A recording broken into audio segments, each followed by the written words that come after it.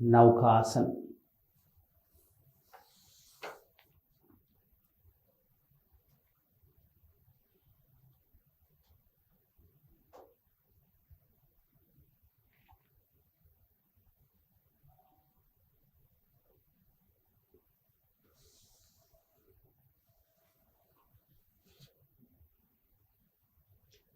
కొద్ది క్షణాలు విశ్రాంతి తర్వాత ఆఖరిది కాళ్ళని 45 లేదా 30 డిగ్రీల వరకు పైకి లేపటం, ఛాతీని కూడా లేపటం, చేతుల్ని కాళ్ళని సిజరింగ్ చేసినట్టుగా అటు ఇటు కదపటం 30 సార్లు వరకు కలిపేటువంటి ప్రయత్నాన్ని చేయండి.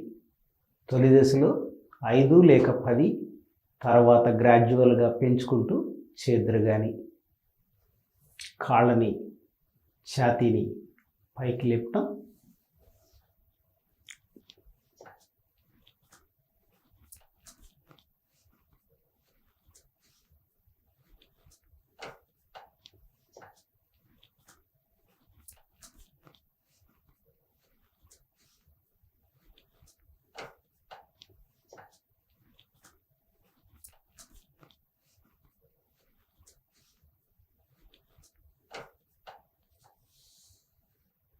Slowly come back.